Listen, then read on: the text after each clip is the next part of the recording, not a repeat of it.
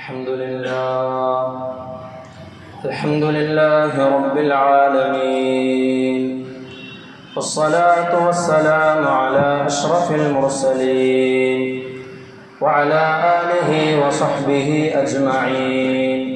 أما بعد، أيها الناس، أوصيكم عباد الله ونفسي أولا بتقوى الله. فقد قال الله تعالى في قرآنه الكريم بعد أعوذ بالله من الشيطان الرجيم، بسم الله الرحمن الرحيم. يا أيها الذين آمنوا اتقوا الله حق تقاته ولا تموتن إلا وأنتم مسلمون. صدق الله العظيم. رب اشرح لي صدري ويسر لي أمري واحلل عقدة من لساني يفقه قولي وما توفيقي إلا بالله عليه توكلت وإليه أنيب. ബഹുമാനമുള്ള സത്യവിശ്വാസികളെ, മുഅ്മിനീങ്ങളെ, ജീവിതത്തിലുടനീളം അള്ളാഹുവിനെ തഖ്വ ചെയ്ത് അവൻ്റെ വിധിവിലക്കുകൾ അനുസരിച്ച് ജീവിക്കണമെന്ന് സ്വന്തത്തോടും നിങ്ങൾ ഓരോരുത്തരോടും വസിയ്യത്ത് ചെയ്യുകയാണ്, ഓർമ്മപ്പെടുത്തുകയാണ്. അല്ലാഹു സുബ്ഹാനഹു വ തആല നമുക്കേവർക്കും അതിന് നല്ല തൗഫീഖ് നൽകി അനുഗ്രഹിക്കുമാറാകട്ടെ. പരിശുദ്ധമായ പെരുന്നാളിൻ്റെ ദിവസം നമ്മളിവിടെ ഒരുമിച്ച് കൂടിയതിന് അല്ലാഹു സുബ്ഹാനഹു വ തആല നമ്മിൽ നിന്നും സ്വാലിഹായ അമലായി സ്വീകരിക്കുമാറാകട്ടെ.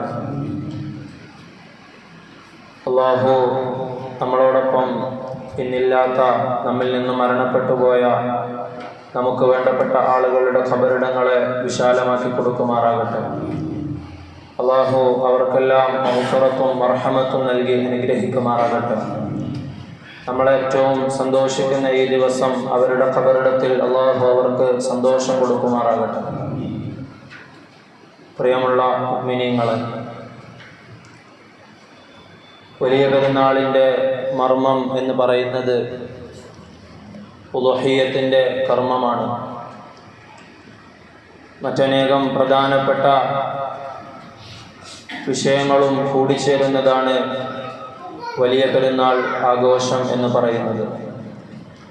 ഉളുഹിയ്യത്തിനെ സംബന്ധിച്ചിടത്തോളം അതിന് അല്ലാഹു സുബ്ഹാനഹു വ തആല കൽപ്പിച്ച അനുഷ്ഠാന തലവും ആശയതലവുമുണ്ട്.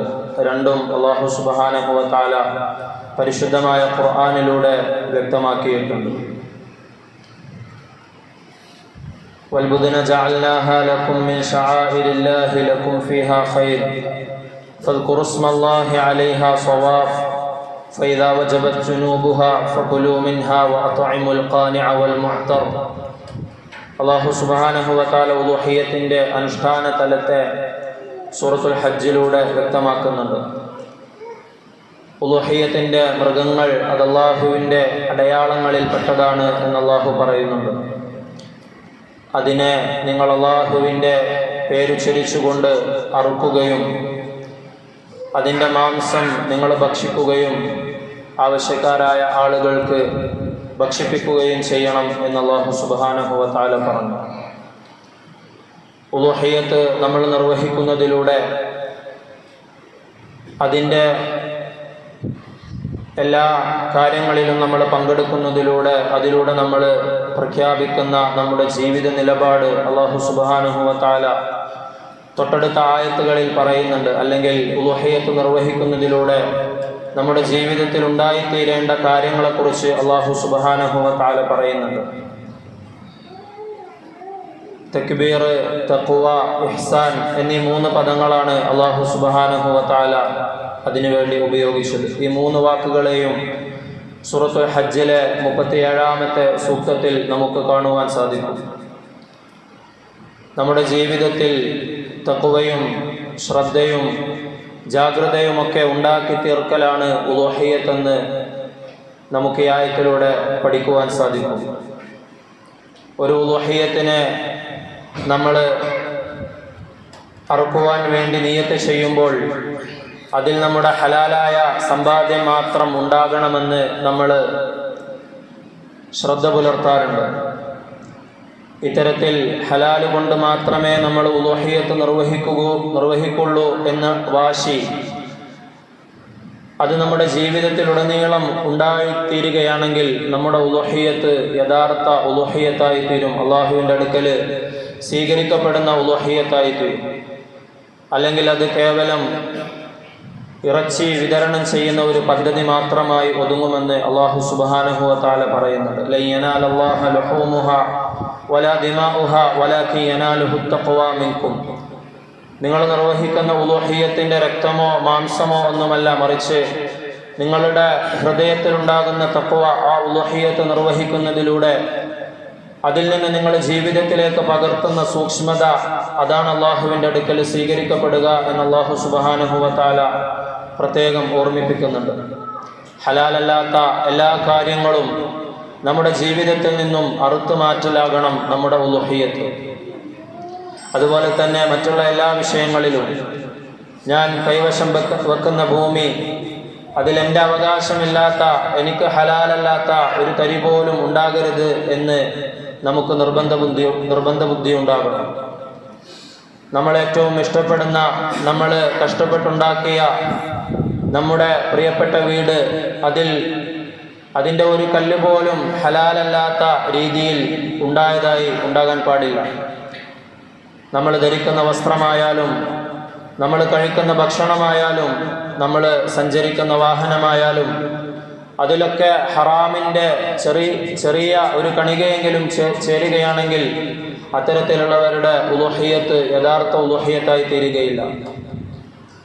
നമ്മൾ ജോലി ചെയ്യിച്ച തൊഴിലാളിക്കും നമുക്കാരോടൊക്കെ ബാധ്യതയുണ്ടോ അവരോടൊക്കെയുള്ള കടമകൾ, അവരുടെ ബാധ്യതകൾ നമ്മൾ പൂർത്തിയാക്കുമ്പോഴാണ് നമ്മുടെ ഉളുഹിയ്യത്ത് അത് നമ്മുടെ ജീവിതത്തിൽ പകർത്തുവാൻ നമുക്ക് സാധിച്ചു എന്ന് നമ്മൾക്ക് പറയാൻ സാധിക്കുക. ഉളുഹിയ്യത്തിൻ്റെ മൃഗത്തെ നമ്മൾ വാങ്ങുമ്പോൾ അതിലെത്രത്തോളം നമ്മൾ സൂക്ഷ്മത പുലർത്തിയോ അതുപോലെയുള്ള സൂക്ഷ്മത നമ്മുടെ ജീവിതത്തിലുടനീളം, നമ്മുടെ അമലുകളിലുടനീളം നമ്മൾ പുലർത്തുമ്പോഴാണ് നമ്മളുടെ ഉളുഹിയ്യത്ത് അള്ളാഹുവിൻ്റെ അടുക്കൽ സ്വീകരിക്കപ്പെട്ടതായി എന്ന് നമുക്ക് പറയാൻ സാധിക്കുന്നത്. അള്ളാഹു സുബ്ഹാനഹു വ തആല തുടർന്ന് ഉളുഹിയ്യത്ത് നിർവഹിക്കുന്നവൻ്റെ തക്ബീറിനെ കുറിച്ച് അള്ളാഹു സുബ്ഹാനഹു വ തആല പറയുന്നുണ്ട്. വലിയ പെരുന്നാളിൻ്റെ വരവ് അറിയിച്ചുകൊണ്ട് ദുൽഹിജ്ജ 1 മുതൽ നമ്മൾ തക്ബീർ ചൊല്ലുന്നുണ്ട്. ദുൽഹിജ്ജ 9 പകൽ മുതൽ നമ്മൾ തക്ബീറുകൾ ചൊല്ലുന്നുണ്ട്. ഉളുഹിയ്യത്ത് അറുക്കുന്ന മൃഗത്തെ കാണുമ്പോൾ, അതിനറുക്കുമ്പോൾ നമ്മൾ തക്ബീർ ചൊല്ലുന്നുണ്ട്. പെരുന്നാൾ നമസ്കാരം നമ്മളിപ്പോൾ പൂർത്തിയാക്കിയത് സാധാരണയിൽ നിന്നും വ്യത്യസ്തമായിക്കൊണ്ട് തക്ബീറിൻ്റെ എണ്ണങ്ങളെ വർദ്ധിപ്പിച്ചുകൊണ്ടാണ്. നമ്മുടെ ഖുതുബ നമ്മൾ തുടങ്ങുന്നതും തക്ബീർ കൊണ്ട് തന്നെയാണ്. ഇനിയുള്ള 3 ദിവസങ്ങൾ, അയ്യാമു തശ്രീഖിൻ്റെ 3 ദിവസങ്ങളിലും നമ്മളിനി തക്ബീറുകൾ ചൊല്ലും. തക്ബീർ വലിയ പെരുന്നാളിൻ്റെ മറ്റൊരു പ്രധാനപ്പെട്ട മർമ്മമായി അള്ളാഹു സുബ്ഹാനഹു വ തആല നമുക്ക് പരിചയപ്പെടുത്തി തന്നിട്ടുണ്ട്. വലിതുകബ്ബിറുല്ലാഹ അലാ മാ ഹദാകും. അള്ളാഹു തആല 2 ഇടത്ത് തക്ബീർ നമ്മളോട് ചൊല്ലാൻ പറഞ്ഞപ്പോഴും ഹിദായത്ത് എന്നുള്ള വലിയ ഒരു അനുഗ്രഹം അള്ളാഹു സുബ്ഹാനഹു വ തആല നിങ്ങൾക്ക് ചെയ്തു തന്നതിൻ്റെ പേരിൽ അള്ളാഹുവിന് നിങ്ങൾ തക്ബീർ പറയണം എന്ന് അള്ളാഹു പറയുന്നുണ്ട്. നമുക്ക് ഹിദായത്ത് നൽകിയ, നമ്മുടെ കുടുംബത്തെ ഹിദായത്തിലാക്കിയ അള്ളാഹു ആണ് ഏറ്റവും വലിയവൻ എന്ന് നമ്മൾ നമ്മുടെ ജീവിതത്തിലുടനീളം സമ്മതിക്കണം. നമ്മുടെ അമലുകൾ കൊണ്ട് നമ്മൾ സമ്മതിക്കണം. അങ്ങനെ അള്ളാഹു ആണ് വലിയവൻ എന്ന് സമ്മതിക്കാൻ കഴിയാത്തതിൻ്റെ പേരിലാണ് ഇബ്ലീസ് ലഅനത്തുല്ലാഹി അലൈഹി സ്വർഗത്തിൽ നിന്നും ആട്ടി പുറത്താക്കപ്പെട്ടത്. ശൈത്താനുർ റജീം ആട്ടി ഓടിക്കപ്പെട്ട പിശാചായി മാറിയത് അള്ളാഹു ആണ് വലിയവൻ എന്ന് സമ്മതിക്കാത്തതിൻ്റെ പേരിലാണ്. അള്ളാഹു ആണ് വലിയവൻ, അള്ളാഹു അക്ബർ എന്നുള്ള ആ വചനം നമ്മുടെ ജീവിതത്തിലുടനീളം നമ്മൾ സമ്മതിക്കുമ്പോൾ മറ്റുള്ള എല്ലാ കാര്യങ്ങളും നമ്മുടെ മുമ്പിൽ ചെറുതാകണം. ഇബ്രാഹിം നബി അലൈഹിസ്സലാത്തു വസ്സലാമിൻ്റെ മുമ്പിൽ മറ്റുള്ള എല്ലാ ഭൗതികമായ ശക്തികളും ചെറുതായതുപോലെ നമ്മുടെ മുമ്പിലും അല്ലാഹു അക്ബർ എപ്പോഴും വലുതായി നിൽക്കണം. അങ്ങനെയാകുമ്പോൾ നമ്മൾ സമ്പാദിക്കുമ്പോഴും ചിലവഴിക്കുമ്പോഴും നമ്മൾ വീട് വെക്കുമ്പോഴും നമ്മൾ സാമൂഹികമായ മറ്റെന്ത് കാര്യങ്ങളിൽ ഇടപെടുമ്പോഴും നമ്മുടെ ഭൗതികമായ താല്പര്യങ്ങളെ മാറ്റിവെച്ചുകൊണ്ട് അള്ളാഹുവിനും ദീനിനും പ്രാമുഖ്യം കൊടുക്കുവാൻ വേണ്ടി നമുക്ക് കാണുവാൻ സാധിക്കും. ഖദ് കാനത് ലക്കും ഉസ്വത്തുൻ ഹസനത്തുൻ ഫീ ഇബ്രാഹിം നബി അലൈഹിസ്സലാമിൽ തീർച്ചയായും നിങ്ങൾക്ക് ഉത്തമമായ മാതൃകയുണ്ടെന്ന് അല്ലാഹു സുബ്ഹാനഹു വ തആല പറഞ്ഞു. അള്ളാഹുവിൻ്റെ മഹത്വം ഇബ്രാഹിം നബി അലൈഹിസ്സലാമിൻ്റെ ഹൃദയത്തിലേക്ക് ആഴ്ന്നിറങ്ങിയപ്പോൾ അദ്ദേഹത്തിൻ്റെ മുമ്പിൽ മറ്റെല്ലാം ചെറുതാകുന്നത് നമുക്ക് കാണുവാൻ സാധിക്കും. അദ്ദേഹം എത്ര ശക്തിയോടുകൂടിയാണ് തൻ്റെ പിതാവിനോട് സംസാരിച്ചതെന്ന് സൂറത്തുൽ അൻആമിലൂടെ അല്ലാഹു സുബ്ഹാനഹു വ തആല പറയുന്നുണ്ട്. ആസർ എന്നുള്ള ആ നാട്ടിലെ ഏറ്റവും വലിയ വിഗ്രഹ കച്ചവടക്കാരനായ തൻ്റെ പിതാവിനോട് അല്ലാഹു അക്ബർ എന്നുള്ളത് മനസ്സിലിറങ്ങിയപ്പോൾ ഇബ്രാഹിം നബി അലൈഹിസ്സലാം ശക്തിയോടുകൂടി അത് പിതാവിനോട് തുറന്നു പറയുകയാണ്. അതുപോലെ തന്നെ നമ്രൂദ് എന്ന രാജാവിനോടും വളരെ ധൈര്യത്തോടുകൂടി ഇബ്രാഹിം നബി അലൈഹിസ്സലാം തൗഹീദിനെ കുറിച്ച് പരിചയപ്പെടുത്തുന്നത് നമുക്ക് കാണുവാൻ സാധിക്കും. അതിൻ്റെ പേരിൽ ഇബ്രാഹിം നബി അലൈഹിസ്സലാമിനെ വലിയ തീക്കുണ്ടാരമൊരുക്കി അതിലേക്ക് എറിയാൻ വേണ്ടി തയ്യാറായപ്പോൾ അതിൻ്റെ മുന്നിൽ എത്ര ധൈര്യപൂർവമാണ് ഇബ്രാഹിം നബി അലൈഹിസ്സലാം നിന്നതെന്ന് നമുക്ക് കാണുവാൻ സാധിക്കും. ഇങ്ങനെ ഇബ്രാഹിം നബിയെ നമ്മൾ ഓർക്കുന്ന ഈ ദിനത്തിൽ അദ്ദേഹത്തിൻ്റെ ജീവിതത്തിലുടനീളം അദ്ദേഹം ഇത്രയും കഷ്ടപ്പാടുകളും ത്യാഗങ്ങളുമൊക്കെ സഹിച്ച് അള്ളാഹുവാണ് വലിയവൻ എന്നുള്ള ആ സംസ്കാരം തൻ്റെ ജീവിതത്തിൽ മുറുകെ പിടിച്ചതുകൊണ്ടാണ് ഇബ്രാഹിം ഖലീല ഇബ്രാഹിം നബി അലൈഹിസ്സലാമിനെ അള്ളാഹു ഉറ്റമിത്രമായി തിരഞ്ഞെടുത്തിരിക്കുന്നു എന്ന് അദ്ദേഹത്തെക്കുറിച്ച് വിശേഷിപ്പിച്ചത്. അദ്ദേഹം ഒരു സമുദായമാണ്. ഇന്ന ഇബ്രാഹിമ കാന ഉമ്മത്തൻ എന്ന് അല്ലാഹു സുബ്ഹാനഹു വ തആല അദ്ദേഹത്തെക്കുറിച്ച് വിശേഷിപ്പിച്ചത്. അള്ളാഹു പറഞ്ഞപ്പോൾ മറ്റൊന്നും ആലോചിക്കാതെ എത്ര എളുപ്പത്തിലാണ് അദ്ദേഹം തൻ്റെ കുടുംബത്തെ മക്ക എന്ന ആ ഊഷര ഭൂമിയിൽ, ഒരു പുൽനാമ്പ് പോലും കിളിർക്കാത്ത ആ മരുഭൂമിയിൽ അദ്ദേഹം വിട്ടുപോകുന്നത് എന്ന് നമുക്ക് കാണുവാൻ സാധിക്കും. അവിടേക്ക് ഹിജ്റ ചെയ്യുകയും തൻ്റെ അഭാവത്തിൽ അള്ളാഹുവിൽ ബരമേൽപ്പിച്ചുകൊണ്ട് ആ പിഞ്ചുപൈതലായ ഇസ്മായിൽ നബി അലൈഹിസ്സലാമിനെയും ഭാര്യയായ ഹജറ ബീവി റളിയല്ലാഹു അൻഹയെയും അദ്ദേഹം അവിടെ വിട്ടിട്ട് പോകുന്നത്. അദ്ദേഹത്തിൻ്റെ സമർപ്പണ ബോധം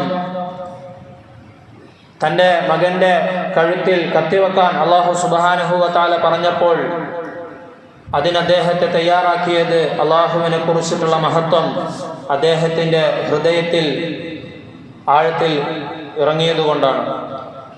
ഇത്തരത്തിൽ നമ്മുടെ ജീവിതത്തിലും അള്ളാഹുവിനെ കുറിച്ചിട്ടുള്ള മഹത്വവും ബോധ്യവുമൊക്കെ ഉണ്ടായിത്തീരുകയാണെങ്കിൽ മറ്റുള്ള എല്ലാ ബുദ്ധിമുട്ടുകളും നമുക്ക് ചെറുതായി തോന്നും. അല്ലെങ്കിൽ അള്ളാഹു സുബ്ഹാനഹു വ തആല അതെല്ലാം എളുപ്പമാക്കി തരും.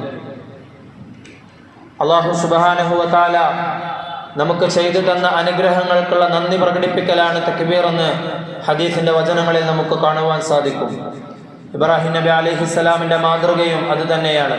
അദ്ദേഹത്തിന് അള്ളാഹു ഓരോ ചെറിയ ചെറിയ അനുഗ്രഹങ്ങൾ നൽകുമ്പോഴും അള്ളാഹുവിനെ അദ്ദേഹം ദിക്ർ ചെയ്തതായിട്ട് നമുക്ക് കാണുവാൻ സാധിക്കും. അതുപോലെ അള്ളാഹു സുബ്ഹാനഹു വ തആല ഉളുഹിയ്യത്തിൻ്റെ മൂന്നാമത്തെ മർമ്മമായി കൊണ്ട് നമുക്ക് പരിചയപ്പെടുത്തുന്നത് ഇഹ്സാനാണ്. ഇഹ്സാൻ എന്താണെന്ന് നബി തങ്ങളോട് ചോദിച്ചപ്പോൾ അൻ തഅബുദല്ലാഹ കഅന്നക തറാഹു വഇൻ ലം തകുൻ തറാഹു ഫഇന്നഹു യറാക. അള്ളാഹുവിനെ നീ കാണുന്നില്ലെങ്കിലും അള്ളാഹു നിന്നെ കാണുന്നുണ്ട് എന്നുള്ള ബോധ്യത്തോടു കൂടി അമലുകൾ ചെയ്യാൻ സാധിക്കുക എന്നതാണ്. അങ്ങനെ നമുക്ക് ചെയ്യാൻ സാധിച്ചില്ല എങ്കിൽ ആ സ്ഥാനത്ത് ഇഹ്സാനിന് പകരം റിയാ അഥവാ ലോകമാന്യത, മറ്റുള്ളവരെ കാണിക്കാൻ വേണ്ടി, പൊങ്ങച്ചത്തിന് വേണ്ടി അമലുകൾ കടന്നുകൂടും. ഉളുഹിയ്യത്തിനെ സംബന്ധിച്ച് അല്ലാഹു പറയുമ്പോൾ മറ്റുള്ളവരെ കാണിക്കാൻ വേണ്ടി നമ്മൾ വലിയ ഒരു ഉളുഹിയ്യത്ത് നിർവഹിച്ചു എന്ന ആളുകൾ പറയുന്നതിന് വേണ്ടി നമ്മുടെ അമലുകൾ പാഴായി പോകാതിരിക്കാനുള്ള ശ്രദ്ധയ്ക്ക് വേണ്ടിയാണ് അല്ലാഹു സുബ്ഹാനഹു വ തആല അത് പ്രത്യേകം പറയുന്നത്. ഇങ്ങനെ ഉളുഹിയ്യത്ത് നമ്മൾ പൂർണ്ണമായി അല്ലാഹു സുബ്ഹാനഹു വ തആല പറഞ്ഞ ലക്ഷ്യങ്ങൾക്ക് വേണ്ടി നിർവഹിക്കുകയാണെങ്കിൽ അതിലൂടെ നമ്മുടെ ഉള്ളിലുള്ള എല്ലാ ശൈത്താനിയത്തും മാറ്റിക്കൊണ്ട് അള്ളാഹുവിനെ വലിയതായി പ്രഖ്യാപിക്കുവാനും അത് നമ്മുടെ ജീവിതത്തിലുടനീളം കൊണ്ടു നടക്കുവാനും നമുക്ക് സാധിക്കും. അല്ലാഹു സുബ്ഹാനഹു വ തആല അത്തരത്തിൽ ഉളുഹിയ്യത്തിൻ്റെ കർമ്മങ്ങളിൽ പങ്കുചേരുവാനും നമ്മുടെ ജീവിതത്തെ അതനുസരിച്ച് മാറ്റിത്തീർക്കുവാനും തൗഫീഖ് നൽകി അനുഗ്രഹിക്കുമാറാകട്ടെ. ഉദ്ഹിയ്യത്തിലൂടെയും വലിയ പെരുന്നാളിലൂടെയും ഒക്കെ അല്ലാഹു സുബ്ഹാനഹു വ തആല ലക്ഷ്യം വെച്ച എല്ലാ കാര്യങ്ങളും പരിപൂർണമായി ചെയ്തു തീർക്കുവാൻ അല്ലാഹു നമുക്ക് തൗഫീഖ് നൽകി അനുഗ്രഹിക്കുമാറാകട്ടെ. ഇന്നത്തെ ദിവസം നമ്മൾ സന്തോഷിക്കുമ്പോൾ നമ്മൾ ശ്രദ്ധിക്കേണ്ട ഒരുപാട് സുന്നത്തുകളുണ്ട്. അതെല്ലാം പാലിച്ചുകൊണ്ട് ഇന്നത്തെ ദിവസം പരിപൂർണമായി നമ്മൾ സന്തോഷിക്കുകയും മറ്റുള്ളവർക്ക് സന്തോഷം പകർന്ന് കൊടുക്കാൻ നമുക്ക് സാധിക്കുകയും ചെയ്യേണ്ടതുണ്ട്. അല്ലാഹു സുബ്ഹാനഹു വ തആല ഏറ്റവും ഇഷ്ടപ്പെടുന്ന പ്രവൃത്തിയാണ് ഒരു മുഅ്മിൻ മറ്റൊരു മുഅ്മിനിന്റെ ഹൃദയത്തിൽ സന്തോഷമുണ്ടാക്കുക എന്നത്. കുടുംബ ബന്ധങ്ങളെ ചേർക്കുകയും കുടുംബ വീടുകൾ സന്ദർശിക്കുകയും പാവപ്പെട്ടവരെ ഭക്ഷിപ്പിക്കുകയും എന്നിങ്ങനെയുള്ള രോഗികളെ സന്ദർശിക്കുകയും എന്നിങ്ങനെയുള്ള എല്ലാ നല്ല അമലുകളും ഇന്നത്തെ ദിവസം നമുക്ക് ചെയ്യാൻ സാധിക്കേണ്ടതുണ്ട്. അല്ലാഹു സുബ്ഹാനഹു വ തആല നമുക്കതിനൊക്കെ തൗഫീഖ് നൽകി അനുഗ്രഹിക്കുമാറാകട്ടെ. വആഖിറു ദഅവാന അനിൽ ഹംദുലില്ലാഹി റബ്ബിൽ ആലമീൻ.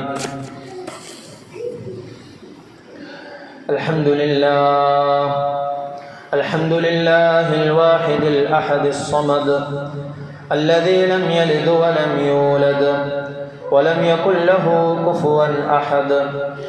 صلى الله على سيدنا محمد وعلى آله وصحبه وسلم تسليما كثيرا كثيرا. أيها الناس أوصيكم عباد الله ونفسي أولا بتقوى الله. اتقوا ربكم في سركم وإعلانكم. ومن أراد الفوز بالجنة والنجاة من النار فليدن بدين الإسلام وليحقق توحيد الله تبارك وتعالى ويبتعد عن الشرك بجميع أنواعه كبيره وصغيره. الله أكبر الله أكبر الله أكبر الله أكبر الله أكبر الله أكبر الله أكبر الله أكبر الله أكبر ولله الحمد. ومن معالم التوحيد فيما يتعلق بعيد الأضحى التكبير وهو قول الله أكبر. ومن معالم التوحيد في عيد الأضحى تلبية الحجاج وهو قولهم لبيك اللهم لبيك لبيك لا شريك لك لبيك إن الحمد والنعمة لك والملك لا شريك لك. ومن معالم التوحيد في عيد الأضحى الأضحية والأضحية هي اسم لما يذبح من بهيمة الأنعام في يوم النحر من بعد صلاة العيد إلى غروب شمس آخر أيام التشريق وهو يوم 13 من شهر ذي الحجة. والذبح عبادة لا يجوز صرفها لغير الله سبحانه وتعالى فمن صرفها لغير الله فقد لعنه الله ووقع في الشرك الأكبر عياذا بالله. قال الله تعالى قل إن صلاتي ونسكي ومحياي ومماتي لله رب العالمين لا شريك له وبذلك أمرت وأنا أول المسلمين. وقد قال النبي صلى الله عليه وسلم لعن الله من ذبح لغير الله. وقد قال الله تبارك وتعالى أيضا فصل لربك وانحر. فدل هذا على أنه يجب على المسلم أن يخلص في صلاته لله وكذلك يخلص في ذبيحته لله سبحانه وتعالى. أيها المسلمون قال ربكم في كتابه العزيز يا أيها الذين آمنوا اتقوا الله وقولوا قولا سديدا يصلح لكم أعمالكم ويغفر لكم ذنوبكم ومن يطع الله ورسوله فقد فاز فوزا عظيما.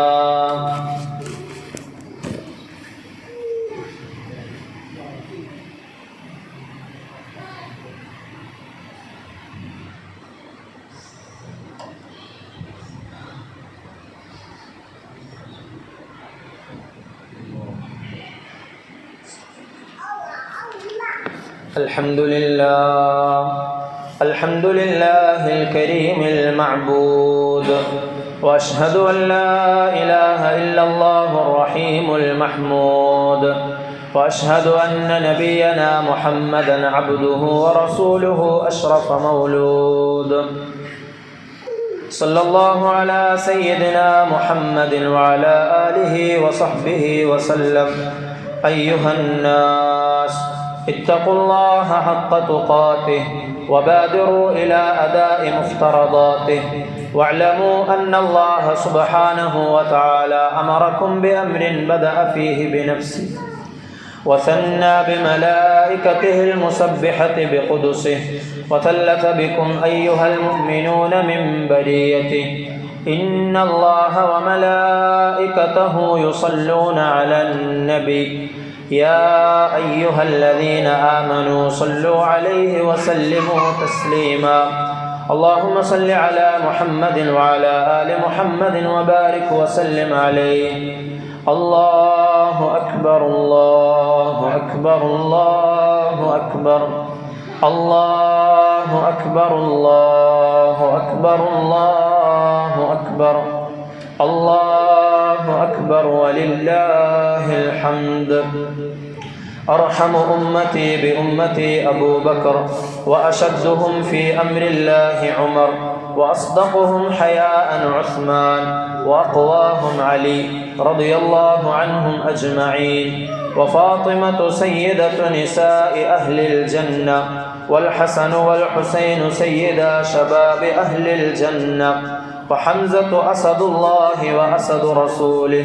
واغفر للعباس وولده مغفرة ظاهرة وباطنة لا تغادر ذنبا. الله الله في أصحابي لا تتخذوهم غرضا من بعدي، فمن أحبهم فبحبي أحبهم، ومن أبغضهم فببغضي أبغضهم. وخير أمتي قرني، ثم الذين يلونهم ثم الذين يلونهم. اللهم اغفر للمؤمنين والمؤمنات والمسلمين والمسلمات الأحياء منهم والأموات، إنك مجيب الدعوات يا قاضي الحاجات. اللهم أجرنا من النار، اللهم أجرنا من النار، اللهم أجرنا من النار. اللهم لا تشف خلقنا بالنار، ولا تجعلنا من حطب النار، فإنها بئس الدار وبئس المثوى وبئس القرار. اللهم أعز الإسلام والمسلمين، وقض الدين عن المدينين. اللهم انصر إخواننا المسلمين المستضعفين في كل مكان.